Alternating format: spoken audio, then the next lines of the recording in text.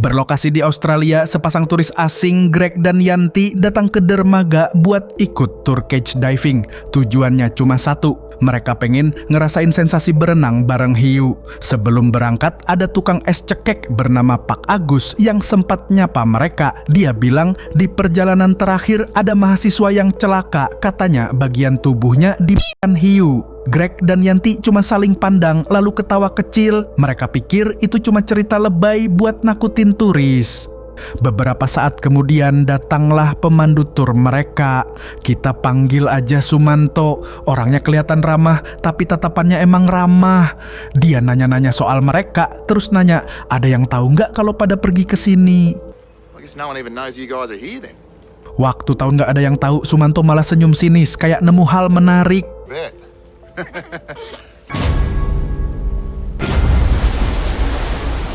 Selama perjalanan, Sumanto banyak cerita soal pengalamannya berenang bareng hiu sejak kecil. Katanya, dia pernah hampir mati diserang hiu dan buat bukti, dia nunjukin bekas luka besar di tubuhnya. Begitu sampai di lokasi yang pas, Sumanto mulai nyebarin potongan ikan ke laut buat narik hiu. Yanti langsung pucat waktu lihat sirip hiu muncul di permukaan. Dia panik, bilang enggak mau lanjut. Sumanto nyoba nenangin dia, ngajak meditasi. Tapi tiba-tiba dia malah nyanyi lagu Baby Shark. Baby shark, only works if you sing along. Baby shark, mommy shark. Yanti yang awalnya kaget malah jadi ketawa dan perlahan rasa takutnya hilang. Akhirnya Greg dan Yanti masuk ke dalam kandang besi. Begitu di bawah, mereka dikelilingi hiu dari segala arah. Yanti kembali panik, tapi Greg langsung nyoba nenangin.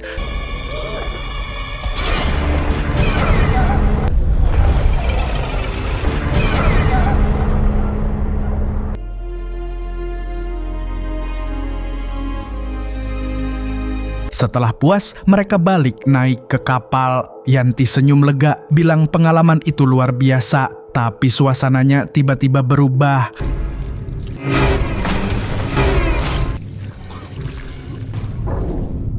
Welcome aboard.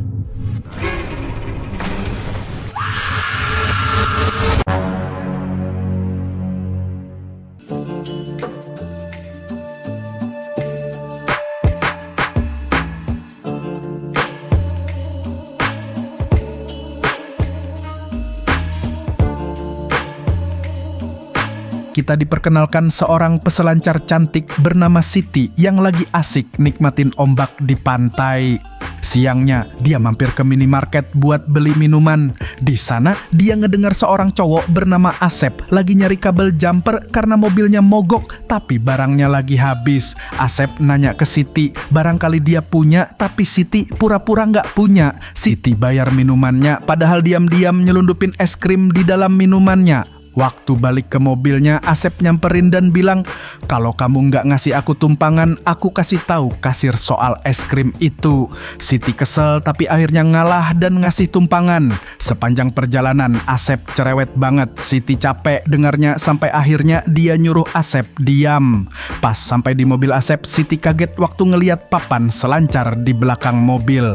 Mereka pun ngobrol soal surfing dan mulai nyadar ternyata mereka punya hobi yang sama. Ternyata Asep nggak seburuk itu. Siti bantu nyalain mobilnya Asep pakai kabel jumper dan pas radio nyala, lagu yang keluar bikin mereka ngakak.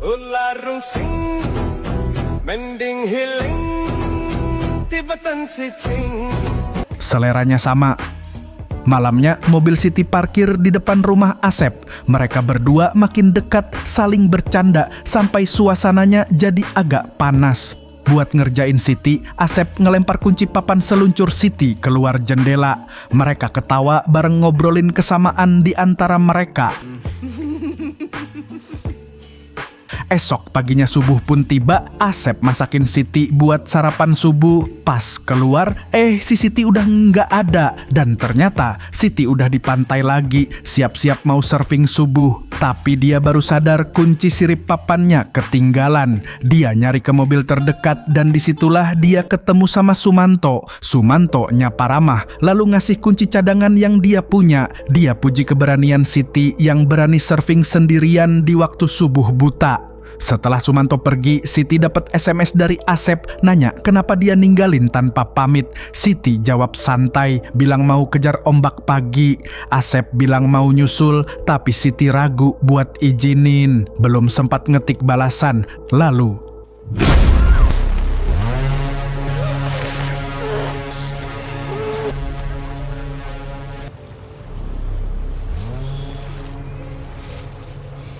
Siti dimasukin ke bagasi belakang truk, mulutnya ditutup lakban dan tubuhnya disembunyikan di dalam wadah papan selancar.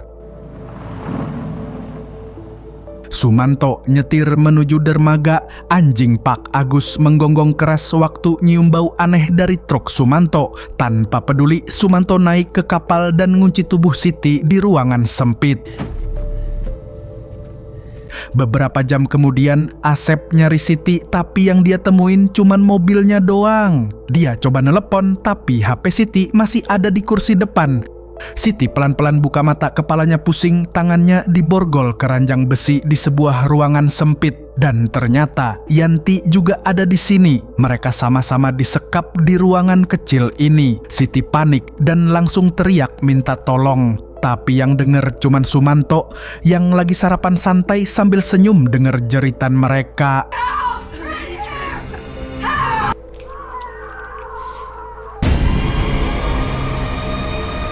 Siti lihat dinding kamar itu penuh coretan. Salah satunya ada nama perempuan lain yang udah pudar. Tanda kalau mereka bukan korban pertama. Dia coba nyari benda tajam buat buka borgol, tapi di sana nggak ada apa-apa. Yanti akhirnya ngomong lirih, bilang nggak ada yang bakal nyari dia. Siti diam sebentar lalu ngaku kalau nasibnya sama, nggak ada siapapun yang tahu dia di sini.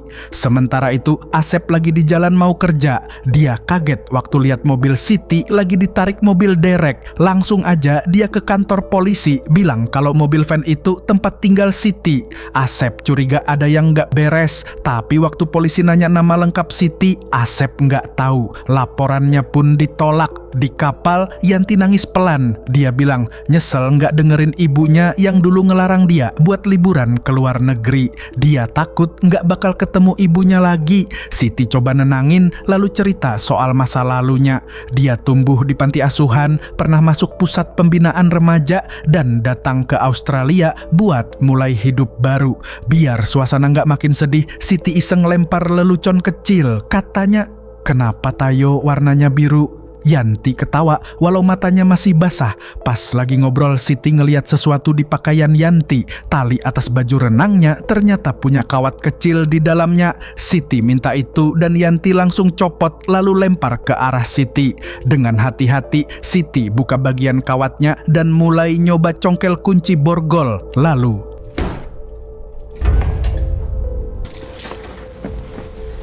Good evening, ladies. Trust you've had a chance to get acquainted. Sumanto masuk bawa roti dan air. Dia duduk terlalu dekat sama Siti sambil ngoceh soal predator laut. Matanya aneh, seolah nikmatin ketakutan mereka. Bahkan dia sempat ngusap keringat di wajah Siti, lalu menjilat jarinya. Begitu Sumanto keluar, Siti balikin baju Yanti dan lanjut berusaha buka borgol. Tapi tiba-tiba kepalanya pusing, pandangannya kabur. Air yang tadi dikasih Sumanto ternyata udah dicampur sesuatu. Yanti tumbang duluan, lalu Sumanto masuk lagi, ngambil kawat itu, dan beberapa detik kemudian Siti ikut tumbang. Saat sadar, Siti udah duduk di kursi kayu di dek kapal, tangannya terikat lagi. Di depannya ada kamera, lampu, dan Yanti yang diikat di rantai besar. Sumanto berdiri sambil bilang kalau Tuhan itu bukan di langit tapi di laut. Dia bilang waktu pertama kali lihat Siti surfing, dia ngerasa ada sesuatu yang spiritual. Dan menurutnya, apa yang dia lakukan sekarang bikin dia merasa hidup. What is this? What are you doing? Spiritual. Dia potong sebagian rambut Yanti lalu nyalain kamera.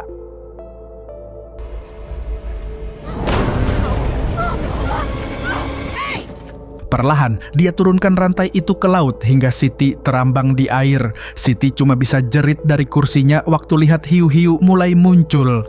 Dalam hitungan detik, permukaan air berubah jadi kacau.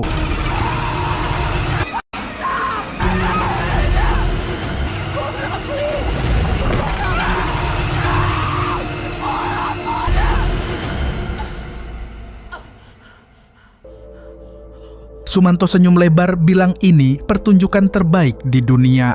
Dia arahin kameranya ke Siti yang masih syok dan nangis ketakutan. Beberapa jam kemudian, Siti dikembalikan ke ruangan tadi. Dia ukir namanya di dinding tepat di bawah nama Yanti. Tapi pas lagi gores dinding itu, dia nyadar ada bagian cat yang masih baru. Waktu dikerok, catnya ngelupas dan di bawahnya puluhan nama perempuan lain tertulis. Di ruang makan kapal, Sumanto minum dan joget sendiri. Wajahnya bahagia kayak orang abis dapat kepuasan aneh. Dia ambil kaset video yang barusan direkam, tulis nama Yanti di labelnya, dan nyimpen di lemari penuh kaset korban lain. Lalu dia ambil kaset baru, tulis nama Siti di situ, sementara di laut dalam tubuh Yanti perlahan tenggelam. Besok paginya, Asep datang ke pantai buat surfing, tapi pikirannya nggak tenang. Dia masih kepikiran Siti. Di antara batu-batu karang, dia nemuin papan selancar patah dan langsung curiga ada yang nggak beres. Sementara itu, Sumanto datang bawa sarapan buat Siti. Tapi Siti malah nendang nampannya dan marah. Dia nyumpahin Sumanto, bilang kalau semua yang dia lakuin cuma alasan buat ngebunuh. Sumanto berusaha ngeles, bilang hiu juga butuh makan dan manusia cuma bagian dari rantai makanan. Tapi Siti langsung balas, kamu pikir kamu predator hebat, kamu cuma cacing yang pengecut. Break. I've never met anyone who likes the sound of their voice so much. Siti nengok ke ember di pojokan, terus sadar pegangan embernya bisa dilepas. Dia tarik kuat-kuat sampai akhirnya patah.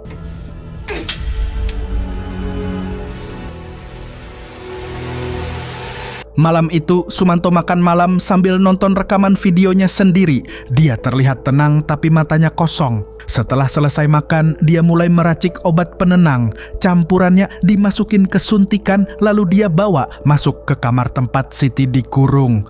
Begitu dia mau nyuntik Siti, kesempatan itu nggak disia-siain Siti. Dia langsung ambil kunci dari saku Sumanto dan buka borgolnya. Tapi saat mau ngambil kunci kapal, tiba-tiba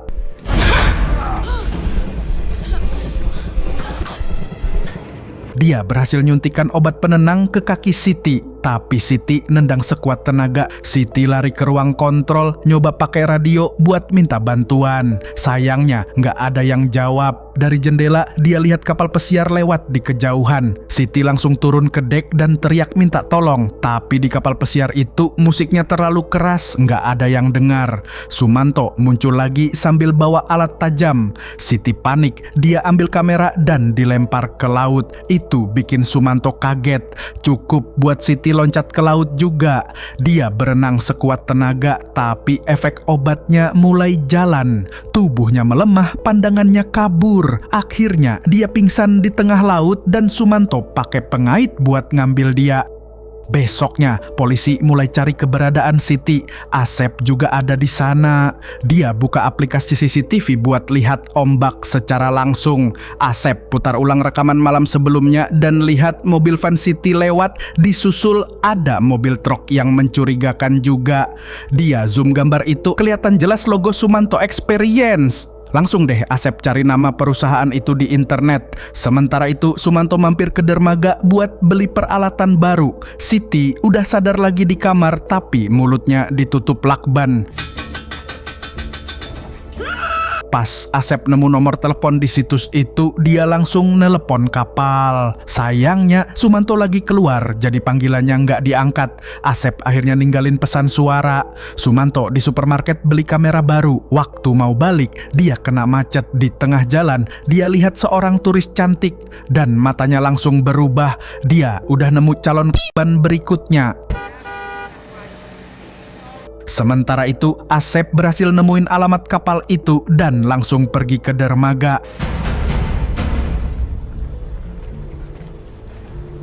Dia gedor pintu kapal tapi nggak ada yang jawab. Baru mau pergi, dia dengar suara aneh dari bawah lantai. Tanpa pikir panjang, Asep pecahin jendela dan masuk. Dia bawa alat kait, nyusuri lorong kapal dengan napas berat. Sampai akhirnya dia nemuin Siti di kamar itu. Asep lepas lakban di mulut Siti. Siti bilang, "Cepat panggil polisi," sambil nyari sesuatu buat buka borgolnya. Asep naik ke atas sambil nelepon polisi, tapi baru beberapa langkah Sumanto muncul dan langsung mukul dia. Asep sempat melawan, tapi Sumanto lebih kuat. HP-nya jatuh, Asep cuman sempat bilang, "Tolong." Sebelum Sumanto masuk, dia pakai alat kait. Sumanto nendang wajah Asep dan buang ponselnya jauh-jauh. Asep yang masih sadar lalu ambil tas dan mukul muka Sumanto sampai jatuh. Asep balas, nyekik Sumanto pakai kait itu. Tapi tiba-tiba, ya, Pak Agus muncul ngira Asep maling, lalu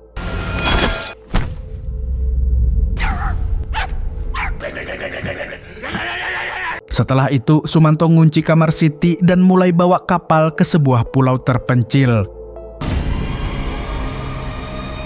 Beberapa saat kemudian Asep sadar lagi. Sekarang dia diborgol di ranjang di sebelah Siti. Asep nanya kenapa Siti kabur waktu itu. Siti bilang, "Aku cuma takut mengganggu waktu kamu." Tapi Asep tahu dia bohong. Asep bisa lihat kalau Siti sebenarnya takut sama dirinya sendiri. Ya, takut cinta sama Asep. Asep bilang, "Aku suka kamu apa adanya." Siti mulai tenang, tapi nggak lama kapal berhenti. Sumanto masuk dan langsung nyuntik cairan aneh ke tubuh Asep. Asep pelan-pelan sadar, sekarang dia diikat di dek kapal tepat di sebelah tubuh Pak Agus yang udah nggak bernyawa. Sementara Siti diborgol di kursi, matanya penuh ketakutan. Dia minta belas kasihan ke Sumanto, tapi laki-laki itu nggak peduli. That ought to ring the dinner bell.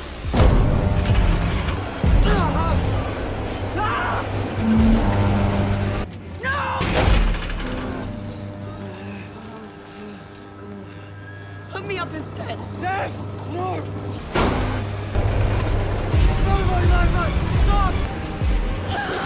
Sumanto buru-buru ngambil kamera barunya. Siti nyuruh Asep diam dan jangan gerak. Don't you fucking move. Dia diam total dan hiu-hiu itu mulai pergi karena ngira Asep bukan ancaman. Sumanto kesel banget. Dia tarik lagi tubuh Asep ke atas lalu nyerang pakai alat beberapa kali. Asep netes ke laut, bikin hiu-hiu itu balik lagi. Tapi belum sempat Sumanto melanjutkan aksinya, helikopter pencari muncul di kejauhan. Dia panik, langsung berhenti dan nyeret dua korban itu balik ke kamar. Siti lihat Asep parah. Dia takut Asep bakal kehabisan darah, jadi dia ambil keputusan nekat. Dia nekuk jempolnya sampai terkilir, niatnya biar bisa lepas dari borgol. Belum sempat berhasil, Sumanto muncul bawa makanan. Dia bilang acara malam nanti akan lebih hebat dari sebelumnya. Abis ngomong gitu, dia pergi lagi. Siti masih berjuang ngelepas tangannya, tapi jempol yang terkilir aja belum cukup. Akhirnya dengan wajah putus asa, dia mulai tangannya sendiri.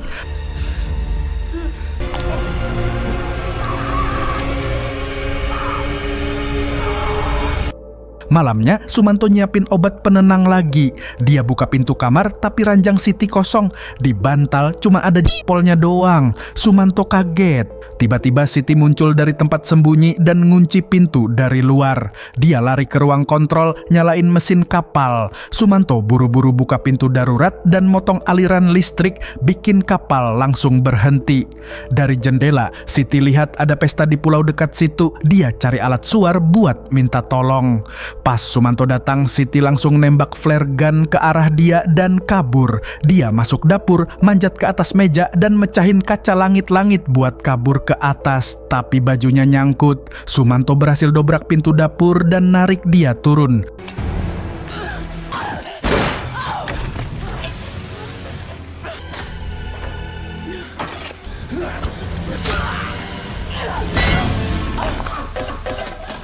Dia lari keluar lagi menuju dek kapal. Sumanto nyalain lampu besar buat nyari keberadaan Siti. Dia lihat Siti udah nyemplung dan berenang ke arah pulau. Sumanto langsung ambil alat dan ngincer dari jauh. Tapi karena air gelap, dia kehilangan pandangan. Dia naik ke perahu kecil dan ngejar secepat mungkin. Begitu Siti sampai di pantai,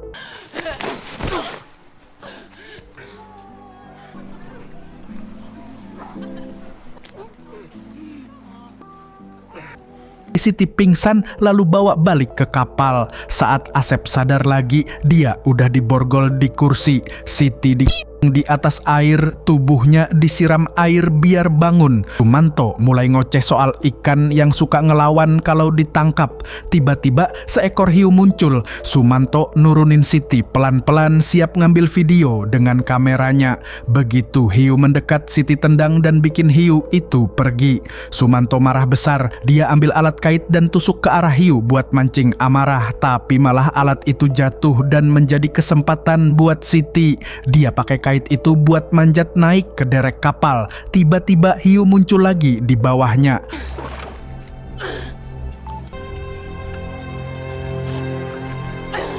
Now you're there, babe, or the ball wouldn't have left. Behind you!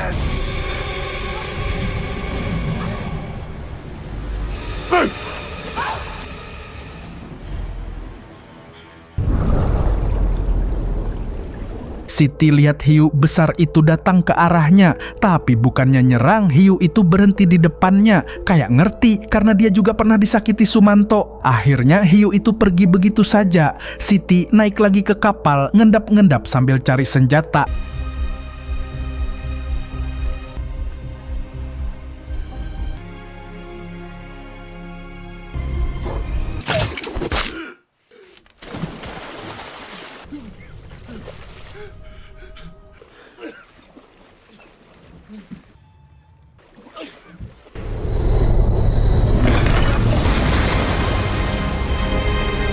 Semua kejadian itu terekam jelas di kamera. Tapi tiba-tiba